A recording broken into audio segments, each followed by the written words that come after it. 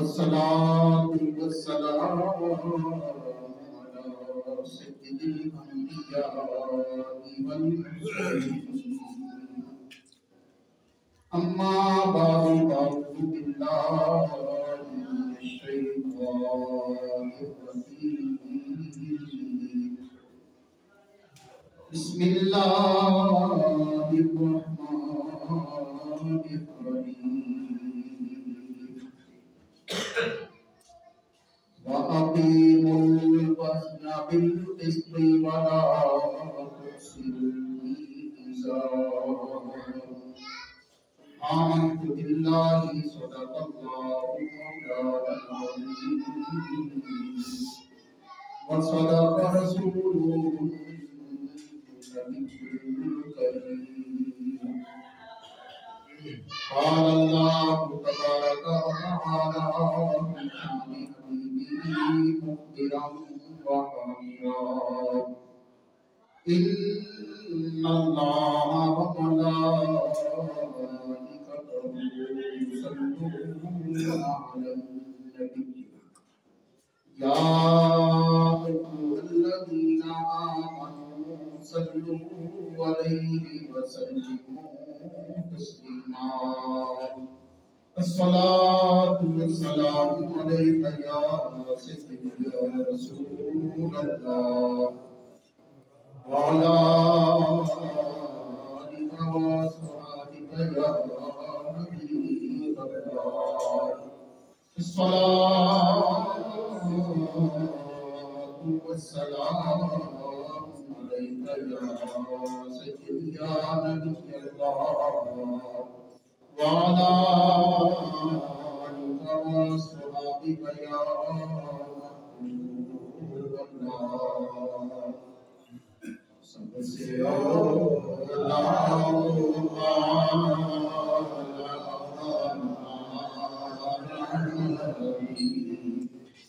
سب سے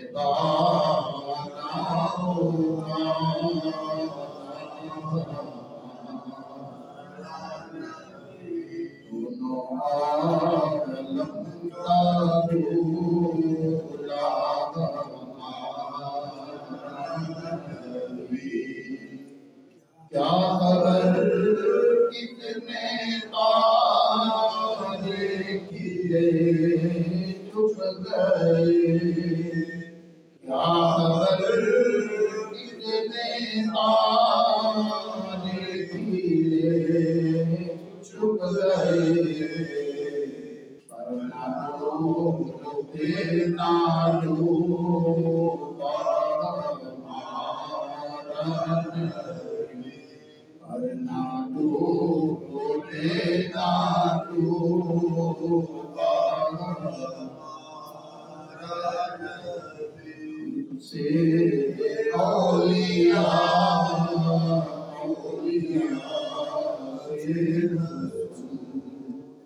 خلق سے اولیاء سے رسول سب رسولوں سے اعلیٰ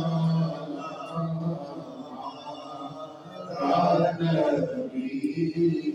سب رسولوں سے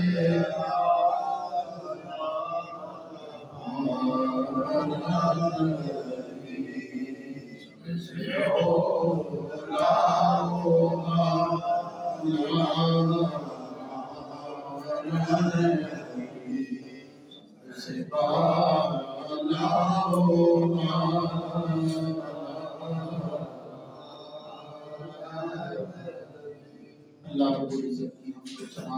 پیارے آقا صلی اللہ علیہ وسلم کی بارگاہ کے حسنا ہم یاد درود و سلام عرض کرنے کے بعد اللہ تعالی کی کائنات جو آسمانوں زمین اور ہر چیز کا پیدا کرنے والا ہے اللہ رب العزت نے اس چیز کو جو پیدا کی اللہ تبارک و تعالیٰ نے تمام چیزیں ان کو صحیح کیسے رکھا جائے گا یہ بھی اللہ تبارک و تعالیٰ بیان فرماتا ہے خالق کائنات نے عدل کے اندر بہت تلقین فرمائی ہے۔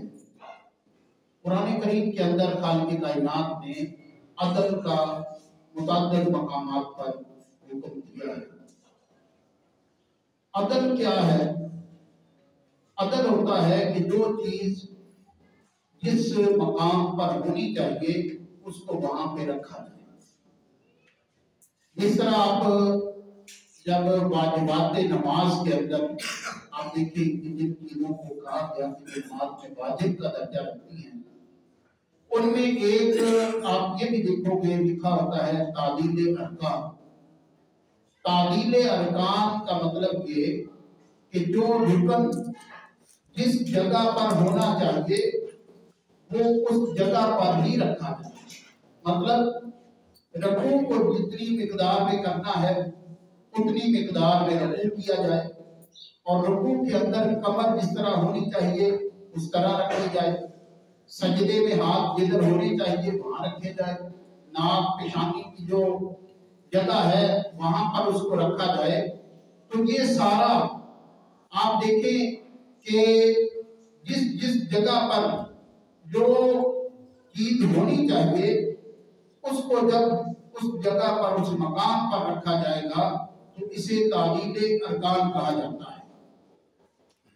تو تعدیل عدل اسی سے ہے۔ عدل کا معنی کہ عام لفظوں میں اس کا معنی جو کیا جاتا ہے وہ انصاف کیا جاتا ہے۔ تو لہذا عدل یہ ہوتا ہے کہ جو جس مقام پر جس جگہ پر جو چیز ہونی چاہیے اس کو وہیں پہ رکھا جائے۔ تو حقیقت بھی یہی ہے کہ جب آپ کسی بھی چیز کو اس کی جگہ سے ہٹ کر آپ رکھیں گے تو خرابی پیدا ہوگی۔ مثلا اللہ تبارک و تعالیٰ نے انسانی بدن کو کتنی خوبصورت ایک شکل دی ہے۔ زبان اپنی جگہ پر ہے، آنکھیں اپنی جگہ پر ہیں، سر اپنی جگہ پر ہے، ہاتھ پاؤں اپنی جگہ پر ہے، یعنی ہر چیز کو اللہ تبارک و تعالیٰ نے جو جس جگہ پر چیز رکھی ہے اللہ تبارک و تعالیٰ نے اس کو تعدیل کے ساتھ اللہ تبارک و تعالیٰ نے رکھا ہے۔ وہ چیز وہیں پر ایک اچھی لگتی ہے۔ تو خالق کائنات نے ارشاد فرمایا وَالسَّمَاءَ رَفَعَهَا وَوَضَعَ الْمِيزَانَ۔ اللہ تبارک و تعالیٰ وہ ذات ہے کہ اس نے آسمان کو بلند کیا، وَوَضَعَ الْمِيزَانَ اور اس کے اندر میزان رکھا۔ یعنی آپ اندازہ کریں کہ اللہ تبارک و تعالیٰ نے اتنا ہر چیز کو صحیح طریقے سے رکھا۔ کبھی کسی نے ستاروں کے اندر کوئی خرابی نہیں دیکھی، کبھی سورج کے اندر نہیں دیکھی، کبھی چاند کے اندر نہیں دیکھی۔ چاند اپنا کام کر رہا ہے، سورج اپنا کام کر رہا ہے، ستارے اپنا کام کر رہے ہیں، اس کے اندر بادل کا ایک اپنا رول ہے۔ تو اللہ کا یہ نظام اپنی اپنی جگہ پر چل رہا ہے۔ اور اسی طرح آپ دیکھیں زمین کو اللہ تبارک و تعالیٰ نے فرمایا کہ بچھونا بنایا، اور اس زمین کے اوپر اللہ تبارک و تعالیٰ نے وَالْأَرْضَ وَضَعَهَا لِلْأَنَامِ، اللہ فرماتا ہے اس کو ہم نے زمین کو بنایا، تمہارے لیے بنایا، جانوروں کے لیے بنایا۔ تو یہ خالق کائنات نے آسمان بھی بلند کیا، زمین کو بھی اللہ تبارک و تعالیٰ نے ہمارے لیے بنایا۔ اور زمین کی پیدائش میں آپ دیکھیں کیا نقص ہے، کوئی کمی نہیں۔ اللہ تبارک و تعالیٰ اس سے اناج پیدا کرتا ہے۔ اللہ تبارک و تعالیٰ نے انسانی زندگی کے لیے پانی کو نکالا ہے۔ اللہ تبارک و تعالیٰ نے اس کو ہوا جو زندہ رہنے کے لیے ضروری ہے درختوں کا انتظام کیا۔ اللہ تبارک و تعالیٰ نے اس زمین کے اوپر برقرار رکھنے کے لیے پہاڑوں کو اللہ تبارک و تعالیٰ نے میووں کے طور پر برقرار رکھ دیا۔ تو یہ ساری اللہ تبارک و تعالیٰ کی خوبصورتی ہے کہ اللہ تبارک و تعالیٰ نے تعدیل کے ساتھ ہر چیز کو رکھا ہے، عدل کے ساتھ ہر چیز کو رکھا ہے۔ تو خالق کائنات نے جب آسمان کو تعدیل کے ساتھ رکھا، زمین کو انصاف اور تعدیل کے ساتھ رکھا، تو خالق کائنات انسان کو بھی حکم دیتا ہے وَأَقِیمُوا الْوَزْنَ بِالْقِسْطِ، تم بھی انصاف سے کام لو، تم بھی تعدیل سے کام لو، اور وَلَا تُخْسِرُوا الْمِيزَانَ، جتنا بھی تمہارے ذمے کام ہے ان کے اندر تم کمی بیشی نہ کرو، خواہ وہ نام تول کا معاملہ ہے یا تمہارا اخلاقیات کا معاملہ ہے یا معاشیات کا معاملہ ہے، سیاسیات کا معاملہ ہے، کسی بھی معاملے کے اندر تم جو ہے کسی قسم کی ناانصافی سے کام نہ لو. اگر تمہارا اخلاقیات کا معاملہ ہے، عبادات کا معاملہ ہے، سیاسیات کا معاملہ ہے، معاشیات کا ہے، یہ 4 شعبے ایسے ہیں جن کے اندر انسان جو ہے وہ اچھی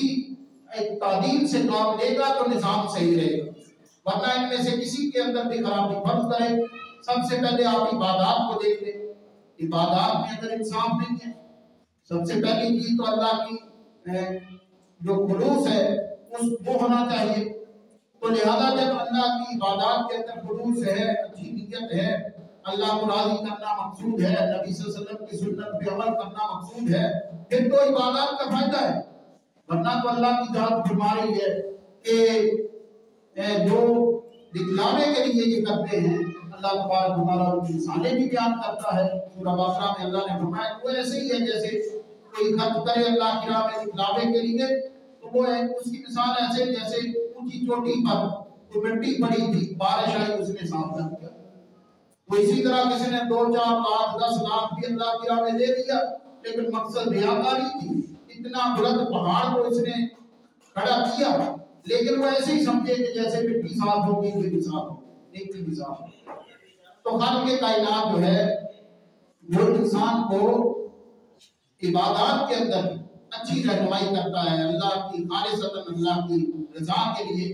عبادت کا حکم دیتا ہے. اخلاقیات کو دیکھیں کتنا وسیع دائرہ ہے. اللہ تبارک و تعالیٰ نے ہمارے نبی صلی اللہ علیہ وسلم کے بارے میں جو قرآن کریم میں سورہ قلم میں فرمایا وَإِنَّكَ لَعَلَىٰ خُلُقٍ عَظِيمٍ، کیونکہ اخلاق کا معاملہ ایسا ہے کہ اس سے عبادات بھی جڑی ہوئی ہیں، سیاسیات بھی جڑی ہوئی ہیں، معاشیات بھی جڑی ہوئی ہیں. کیونکہ اخلاقیات جو ہے ان اخلاق کے بارے میں ہمارے نبی صلی اللہ علیہ وسلم کے بارے میں اللہ نے فرمایا کہ محبوب آپ کو ہم نے اخلاق کے بلند درجے پر فائز کیا. اور نبی کریم صلی اللہ علیہ وسلم کی حدیث پاک ہے انما بعثت لأتمم مکارم الاخلاق، مجھے اللہ نے اس لیے بھیجا ہے کہ میں اخلاق کے سارے درجوں کی تکمیل کروں. یعنی جتنے بھی اسٹیپ اخلاق کے معاملے میں آتے ہیں سب کو مکمل کرنے کے لیے نبی کریم صلی اللہ علیہ وسلم نے فرمایا کہ اللہ نے مجھے بھیجا ہے. تو لہذا اخلاق کا جو معاملہ ہے یہ سارے تینوں باقی معاملات کے اندر ایک اہم حیثیت رکھتا ہے. یعنی اخلاق اچھا ہوگا تو آپ عبادت کے اندر بہتری لائیں گے. اخلاق اچھا ہوگا سیاسیات کے اندر، سیاست کا معنی ہوتا ہے خدمت. ہمارے یہاں تو پتہ نہیں کیا معنی ہے، لیکن اس کا اصل معنی ہے خدمت. تو خدمت کے اندر کسی کی خدمت کرنا، کوئی گھر کا سربراہ ہے تو اپنے اہل و عیال کی خدمت کے معاملے میں، کوئی اگر شہر کا سربراہ ہے وہ اپنے شہر کی عوام کے خدمت کے معاملے میں، اور پھر اگر کوئی صوبے کا ملک کا سربراہ ہے تو وہ اس خدمت کے معاملے کے اندر اپنے آپ کے اندر بہتری لائے گا. تب بہتری لائے گا جب اس کو اللہ اس کے رسول کی طرف سے جو تعلیم کا حکم ہے. آپ اندازہ کریں حضرت سیدنا علی المرتضیٰ رضی اللہ تعالیٰ عنہ آپ بیت المال کو مخاطب کر کے فرماتے ہیں کہ تو گواہ رہنا کہ میں نے تجھے حق کے ساتھ بھرا اور حق کے ساتھ ہی خالی کیا. آپ اندازہ کریں کہ یعنی تیرے اندر کوئی میں نے ناجائز کوئی ڈاکے کسی کے حضور کسی مطلب عام تاجر سے کوئی چھین کر تجھے نہیں بھرا، ناجائز طریقے سے کسی سے ٹیکس وصول کر کے تجھے نہیں بھرا. تجھے میں نے جو جس طرح ہمارا دین کلیکشن کا حکم دیتا ہے، جمع کرنے کا، دوسروں سے لینے کا، دولت لینے کا، جو دینی تقاضوں کے مطابق معاملہ ہے اس کے مطابق میں نے تجھے بھرا. اور پھر جب تیرے اندر وہ دولت آئی، بیت المال کو فرمانے لگے، تیرے اندر وہ دولت آئی تو اس کے بعد پھر میں نے اپنی عیاشیوں پر نہیں لگائی. میں نے اس دولت کو کسی ایسی جگہ پر نہیں لگایا کہ جہاں پر جو ہے وہ مطلب کوئی فضول معاملے ہوتے، کسی قسم کی لابھ کے اندر وہ مال خرچ ہوتا. ایسا نہیں، میں نے جمع بھی جائز اور اچھے طریقے سے کیا جس طرح ہمارا دین حکم دیتا تھا، اور میں نے بیت المال کو یہ خرچ بھی اسی طرح کیا ہے جس طرح دین حکم دیتا.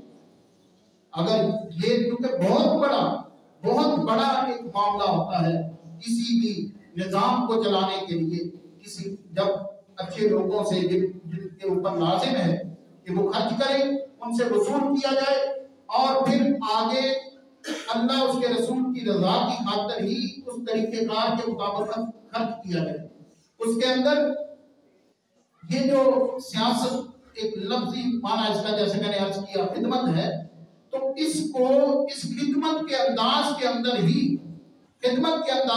ہی جب اس کو دیکھا جائے گا تو پھر اس کا فائدہ ہے، ورنہ نبی کریم صلی اللہ علیہ وسلم کا ارشاد پاک ہے کلکم راع و کلکم مسئول، تم میں سے ہر ایک نگہبان ہے، اس سے اس کی نگہبانی میں جو چیزیں آئیں گی اس سے سوال کیا جائے گا۔ آپ اندازہ کریں کہ ایک انسان وہ اپنی ذات کا ذمہ دار ہے، وہ چاہتا تو ان ہاتھوں سے چوری نہ کرتا، اس کے اپنے اختیار میں تھا، وہ پاؤں سے برائی کی طرف سفر نہ کرتا، وہ زبان سے کسی کی غیبت نہ کرتا، اس کے اختیار میں تھا وہ زبان سے کسی کو گالی نہ دیتا، اس کے اختیار میں تھا کہ وہ زبان سے کسی کو اور دکھ کی بات نہ کہتا۔ یہ اپنے اختیار میں تو ہے، اس میں تو کسی حکومت کا عمل دخل نہیں، اس کے اندر تو کسی اور محلے دار کا عمل دخل نہیں ہے، اس کے اندر کسی شہر والے کا ہمسائے کا عمل دخل نہیں ہے۔ یہ زبان تو اپنے اختیار میں ہے، ہاتھ بندے کا اپنے اختیار میں ہے، پاؤں اس کا اپنے اختیار میں ہے، تو لہذا جب بندہ ان چیزوں پر کنٹرول کرے گا، اس نے سمجھے اپنی ذات کو تو کل آسانی کی طرف لے گے، کل جب اس سے سوال ہوگا تو بھائی تیرے ہاتھ کہاں تھے، جب اس سے پوچھا جائے گا تو پاؤں کے ساتھ کہاں جاتا تھا۔ تو ایک بات یہ بات یاد رکھیں کہ اللہ فرماتا ہے قیامت کے دن کوئی آدمی یہ کہے کہ بھائی کہاں تو ہوتا ہے نا کہ بھائی کہاں جائے کہ تو نے فلاں کے جب گواہی دینی ہے فلاں کے معاملے کے اندر، تو بندہ زبان سے نہ بولے تو کیسے کسی کو پتا چلے گا کہ اس نے بولا ہے کہ نہیں بولا، یہ بات سچ ہے کہ نہیں سچ، وہ تو زبان سے بولنے کا تو پتا چلے گا نا۔ لیکن قیامت کے دن کا معاملہ کچھ اور ہوگا۔ اللہ فرماتا ہے الیوم نختم علی افواہہم وتکلمنا ایدیہم وتشہد ارجلہم بما کانوا یکسبون۔ اس دن اللہ فرماتا ہے کہ ہم سے بات کریں گے ایدیہم، ان کے ہاتھ اور ان کے پاؤں، اور گواہی دیں گے اس چیز کی جو انہوں نے دنیا کے اندر کمایا۔ یعنی جب فرشتے پوچھیں گے کہ تو نے فلاں جرم کیا، وہ خاموش ہو جائے نہیں بولے، تو جس ہاتھ سے اس نے وہ جرم کیا ہوگا وہ ہاتھ بولے کہ میرے ساتھ کیا اس نے یہ جرم۔ زبان نہیں بھی اس وقت کھولتا تو پاؤں کہیں گے، اس کی ہر چیز بولے گی کہ ہمارے ساتھ جو ہے اس نے یہ جرم کیا تھا۔ تو لہذا خالق کائنات کی بارگاہ میں جب بندہ پہنچے گا تو اس کو اپنے ہر عمل کا جو دنیا کے اندر کیا ہوگا اس کا اس کے بارے میں سوال ہوگا اور اس سے پوچھا جائے گا۔ تو لہذا اپنی ذات کا معاملہ ہو، اسی طرح کوئی گھر کا سربراہ بن جائے، گھر کے اندر اس کی مطلب کرنے کے کرایہ ہے، اس کے بچے ہیں، بیوی ہے، یہ ماں باپ ہیں، یہ تو کسٹڈی میں آتے ہیں۔ جس طرح اس نے اپنے بیوی بچوں پہ خرچ کرنا ہے اسی طرح ماں باپ پہ بھی خرچ کرنا ہے۔ یہ ہمارا عجب المیہ ہے کہ ہم نے ماں باپ کو سائڈ پہ کر دیا، ماں باپ کو ہم نے علیحدہ کر دیا، ان کو تو ہم یہی باتیں نکالتے رہتے ہیں ہمارا اپنا گزارا نہیں ہوتا۔ اور بھائی تمہارا گزارا جو تم روٹی جو بھی کرتے ہو اس کے اندر وہ تمہارا والد اور والدہ شامل ہے، ان کو شامل رکھ کے تم یہ معاملہ طے کرو گے۔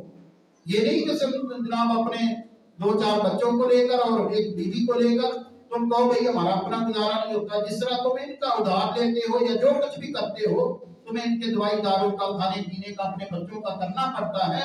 اس بیائی بھی والدین بھی اسی زمن میں آتے ہیں، وہ بھی تمہاری کسٹڈی کے اندر شامل ہے کہ ان کا بھی تم نے جس طرح ان کا جہاں سے بھی کرتے ہو جیسے بھی کرتے ہو اسی طرح ماں باپ کو بھی شامل ہے۔ ماں کا سکھ لینا ہو تو پھر جناب بہانہ لگا دیتے ماں کو میرا تو کاروبار، بھائی تم اپنے بچوں کے بھی تو لیتے ہو نا، جس طرح تمہارے بچوں کا لینا ضروری ہے اسی طرح ماں کا لینا بھی ضروری ہے، اسی طرح باپ کا لینا بھی ضروری ہے۔ تو لہذا یہ جو چیزیں ہیں یہ ہمارا گھر کا اگر معاملہ ہو اس کے اندر بھی ہمارا سوالات ہونے ہیں، اس کے اندر بھی ہم نے جواب دہ ہونا ہے۔ پھر اسی طرح اللہ تبارک و تعالیٰ کسی کو محلے کی سربراہی دے دے، پھر کسی کو شہر کی دے دے، کسی کو ملک کی دے دے، تو یہ سربراہیاں ایسے مطلب بھاگ بھاگ کے لینا، بظاہر تو شیطانی وسوسے بہت سارے آتے ہیں، کیونکہ ہمارے ہاں تو خدمت کا معمول ہی نہیں، ہمارے ہاں تو یہ ہے کہ بھائی جس نے جتنی مطلب کرنا ہے ذمہ داری ہوگی اتنی بڑی کرپشن ہوگی، تو یہ ہم تو اس لیے کرتے ہیں۔ اللہ کرے کہ ہمیں ان ذمہ داریوں کو لینے سے پہلے ہمیں ان کی جواب دہی کی فکر ہو، ہمیں یہ فکر ہو کہ بھائی کل کو ہم نے جواب کیسے دینا، جب ہم اپنی ذات اس کا جواب دینے کے لیے ہماری جو ہے نا وہ پھر ہر عضو جو ہے ہمارا گواہی دے گا، تو پھر جب کوئی ملک کا سربراہ ہے اس کو جواب دینے کے، حضرت عمر رضی اللہ تعالیٰ عنہ کا وہ قول مشہور ہے نا کہ دریا دجلہ کے کنارے بکری کا بچہ بھی مر گیا تو عمر کو اس کا بھی حساب دینا پڑے۔ آپ اندازہ کریں وہ نبوت قدسیہ جن کو نبی صلی اللہ علیہ وسلم کا نائب ہونے کا شرف حاصل ہے، نبی صلی اللہ علیہ وسلم کی آگے نیابت کا خلیفہ ہونے کا شرف حاصل ہے، ان کی باتیں یہ ہیں۔ حضرت سیدنا علی المرتضیٰ شیر خدا رضی اللہ تعالیٰ عنہ کا میں نے آپ کے سامنے قول رکھا، تو وہ تو عظیم لوگ ہیں، تو لہذا ہمارے سامنے ان کی زندگیاں تو ہیں کہ ہم ان کو دیکھ کر اپنے آپ کو بہتر بنا سکتے ہیں۔ اور پھر جب وہ تھے تو زمانے کے اندر اسلام کی پوزیشن کیا تھی، اسلام کیسا تھا، آج پھر آہستہ آہستہ ہمارے اعمال ہوتے ہوتے آج ہمیں کس سٹیج پر لے آئے۔ تو لہذا سیاسیات کا معاملہ ہو اس کے اندر بھی تبھی فائدہ ہے جب ہم اللہ اس کے رسول کے تابع دار ہو کر کام کریں۔ اسی طرح معاشیات ہے، ہمارا زندگی گزارنے کا معاملہ ہے، اس کے اندر بھی آپ دیکھیں یہ ساری چیزیں جو زندگی گزارنے کے طریقہ کار ہے، نبی صلی اللہ علیہ وسلم کو اللہ تبارک و تعالیٰ نے فرمایا لقد کان لکم فی رسول اللہ اسوۃ حسنہ، تمہارے لیے رسول اللہ صلی اللہ علیہ وسلم کی زندگی بہترین نمونہ ہے۔ اللہ نے اس کو مطلقاً حکم رکھا، یعنی کسی ایک چیز میں نہیں، بلکہ اللہ تبارک و تعالیٰ نے ہر معاملے کے اندر اس چیز کو ایک عام حکم کے طور پر رکھا۔ تم کسی بھی معاملے کے اندر نبی صلی اللہ علیہ وسلم کو دیکھنا چاہتے ہو، ایز اے باپ دیکھنا چاہتے ہو تو نبی صلی اللہ علیہ وسلم کی زندگی کو دیکھو، تم اولاد کی حیثیت سے دیکھنا چاہتے ہو تو نبی صلی اللہ علیہ وسلم کی زندگی کو دیکھو، اسی طرح تم دیکھنا چاہتے ہو نبی صلی اللہ علیہ وسلم کو حاکم کے طور پر تو تم آپ صلی اللہ علیہ وسلم کی زندگی کو دیکھو، اور اسی طرح ایک گھر کا سربراہ، اور اسی طرح آپ عبادت کرنے والا، اور اپنی ماں کے ساتھ، اپنے باپ کے ساتھ، بھائیوں کے ساتھ، بہنوں کے ساتھ، رضائی بہن کی آپ نے اتنی قدر کی تھی کہ جب وہ تشریف لائیں تو آپ نے چادر بچھا دی ان کے لیے۔ آپ اندازہ کریں کہ ہم سگی بہنوں کا، وہ بھی سگی بہنیں ہی ہوتی ہیں رضائی بہنوں کا، کیونکہ نبی صلی اللہ علیہ وسلم نے فرمایا کہ یحرم من الرضاعۃ ما یحرم من النسب، جو رشتے حرام ہو جاتے ہیں نسب کی وجہ سے وہ رشتے حرام ہو جاتے ہیں رضاعت کی وجہ سے، یعنی دودھ پینے کی وجہ سے۔ اب تو یہ مطلب دودھ مختلف نکل آئے ہیں نا، جب اس طرح کی صورتحال نہیں تھی، کسی کی والدہ کا دودھ نہیں آتا تھا تو تب زیادہ یہ معاملات تھے کہ اس وقت جناب بچوں کو پھر کوئی اور عورت جس کا دودھ آتا ہو وہ پلا دیتی تھی، تو لہذا وہ بھی بہن بھائی ہو جاتے تھے۔ جب ایک والدہ کا ایک مطلب دو بیٹیوں نے پی لیا، وہ بہنیں ہو گئی، ایک بیٹے نے کسی اور بیٹی نے، بے شک وہ اس سے پیدا نہیں ہوئی لیکن دودھ پی لیا ایک عورت کا، دونوں بہن بھائی ہو۔ تو لہذا آپ دیکھیں کہ نبی صلی اللہ علیہ وسلم نے کس قدر مثال قائم کی۔ تو ہمارے ہاں سکی بہنیں بیچاری ترستی رہتی ہیں، ان کو کوئی پوچھنے والا نہیں ہوتا، ان کو بھی یہی بہانے لگاتے رہتے ہیں، ان کو بھی یہی بہانے، ہمارا تو اپنا نظام نہیں چلتا۔ لیکن یہ بات یاد رکھیں کہ ایک عورت جو ہے، عورتیں بعض دفعہ ایسے ہی اپنے لیے مطلب دین سے جڑی کے کوئی نہ کوئی بہانے ڈھونڈتی ہیں، ورنہ حقیقت میں جو قدر اس دین نے عورت کو دی ہے کہاں ملتی ہے؟ کسی اور میں مطالعہ کر کے دیکھ لے، بندہ جائزہ لے کے دیکھ لے، کہاں دنیا کے اندر یہ عورت کو مقام ہے؟ نبی صلی اللہ علیہ وسلم کے دین کے اندر عورت پیدا ہوئی، اس کا باپ ذمہ دار ہے کہ اس کے سارے اخراجات اٹھائے، اور پھر اس کے جب بھائی بڑے ہو جائیں تو وہ بھائیوں کی بھی ذمہ داری ہے کہ اپنی بہن کے اس کا لباس کا، اس کے رہنے کا، اس کے کھانے پینے کا، پہننے کا وہ بندوبست کرے۔ تو لہذا لیکن یہاں کیا ہوتا ہے، بہن کی ذمہ داریاں بھائی سمجھتے ہی نہیں ہیں، وہ کہتے ہیں کہ بھئی ہماری تو کوئی ذمہ داری نہیں ہے۔ ہاں جب شادی ہو جائے निकाह हो जाए उस औरत का तो फिर उसका शौहर जिम्मेदार है। वो उसके सारे जनाब दवाई दारू का, कपड़े लीड़े का, हर शय का, रहने सहने का इंतजाम करे। लेकिन इसके अंदर भी हमारी कितनी बदकिस्मती है कि कहीं ऐसे कहेंगे कि देखें जी मेरी बेगम को तो ना इनका फैमिली डॉक्टर है, उसको आराम ही वहां से आता है। जब तंदुरुस्त हो तो अपने घर, जब उसको कोई तकलीफ हो जाए तो वालिदैन के घर हैं। 8 महीने इधर गुजारे, 9वें महीने जब खर्चे का वक्त आता है, पता नहीं बड़ा ऑपरेशन होना है कि कैसे होना है, तो उसमें मतलब वो जनाब सारा खर्चा माँ बाप पे डाल। ये जुल्म है। ये चीजें जो हमारे दीन के मुताबिक नहीं है। नबी सल्लल्लाहु अलैहि वसल्लम ने फरमाया अल-वलदुल फिराश, बच्चा उसी का जिसके बिस्तर पर है। तो अपने बच्चे के खर्चे खुद उठाने हैं कि बच्ची के वालिदैन ने उठाने। तो लिहाजा ये दीन से जुड़ी के नतीजे हैं, इनसे बरकतें नहीं आती, इनसे फिर माशरे के अंदर जिस तरह हो रहा है अफरा तफरी के आलम पैदा होते हैं। तो इसलिए जब हमें इस मामले के अंदर भी, माशियात के अंदर भी दीन के मुताबिक हम चलेंगे तो हमारे माशरे के अंदर बरकत होगी। सियासियात के अंदर दीन के मुताबिक चलेंगे तो हमारा माशरा सही रहेगा। और अखलाकियात के अंदर, इबादत के अंदर जब हम अल्लाह उसके रसूल की बात मान कर चलेंगे तो फिर हमारे लिए ये माशरा जो है एक अच्छा, एक खुशगवार गहवारा बनेगा। क्योंकि अल्लाह तबारक व तआला ने हुक्म दिया है वाक़ीमुल वज़्न बिल क़िस्त, तुमने तादील को कायम करना है। जो चीज जहां पे दीन तुम्हें कहता है रखो वहीं पे रखो, उसको इधर उधर ना करो। अल्लाह तबारक व तआला की बारगाह में दुआ है कि कल की कायनात हमें नबी पाक सल्लल्लाहु अलैहि वसल्लम की लाए हुए सच्चे दीन पर अमलदारी की तौफीक नसीब फरमाए। व आखिर दावाना